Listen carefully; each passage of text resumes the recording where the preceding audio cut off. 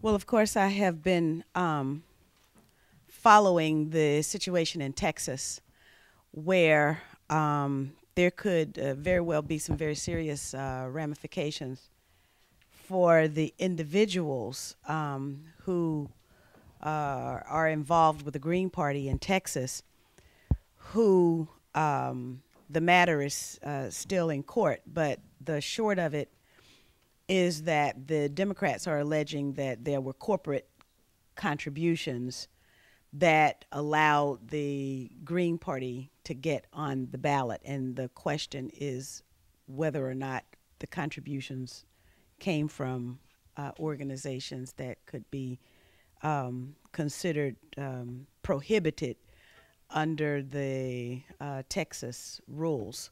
If there's somebody here who knows about the situation in Texas a little bit better, they can explain it a little bit better. But in short, that's basically what it is. And then there was something just broke the other day in Arizona, and what was the Republicans actually are alleged to have put. They got three homeless.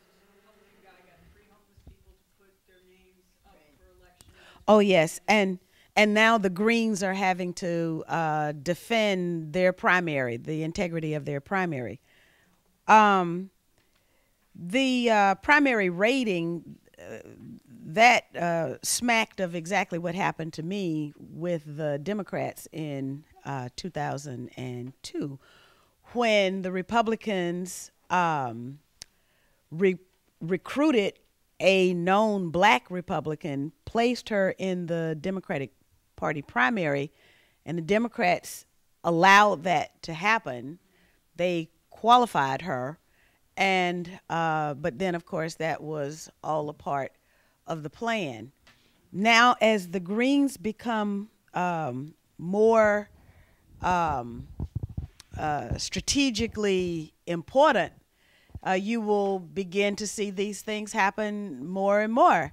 And the reason that the whole issue became a problem in Texas, or became an issue in Texas, was because the Texas Green Party did something that I don't know that they had ever done before.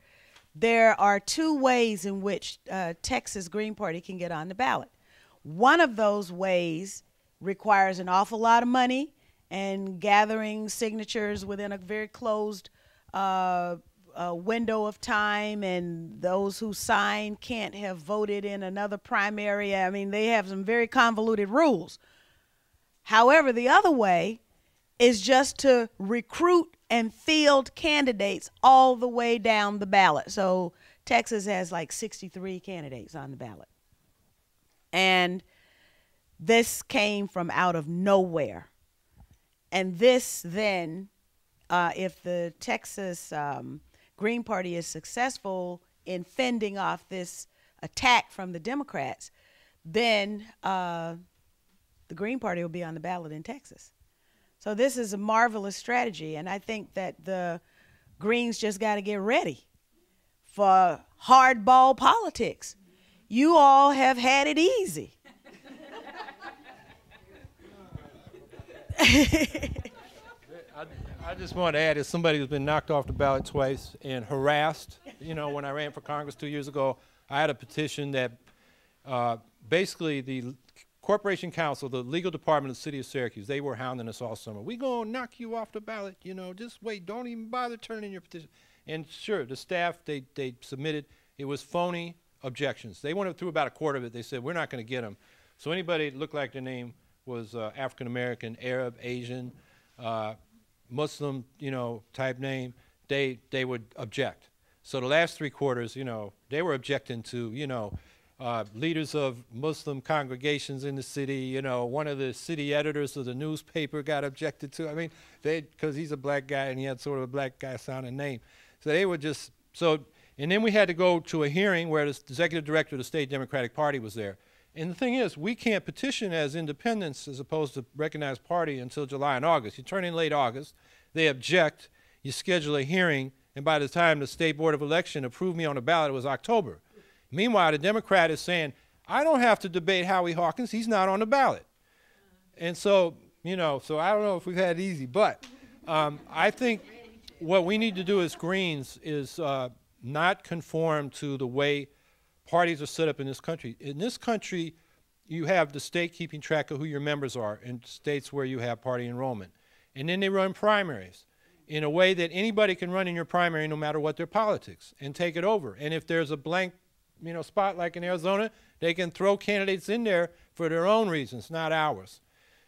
What was invented by the left was a membership party. You know, the membership, you define your party, you have local branches, they contribute dues, it's like unions do, and that's how labor competed with the elite parties, and that was invented in the 1800s, and we sort of lost that.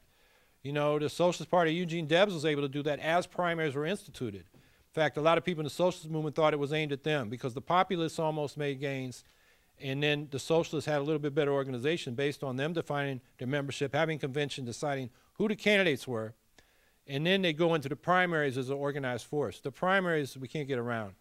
So anyway, I think if we get a ballot line in New York, we need to look at our rules. The way the Labor Party that Mazzocchi was trying to set up, I think, is one of the model. The Working Families Party has shown that you don't have to do it, just like the Democrats and Republicans.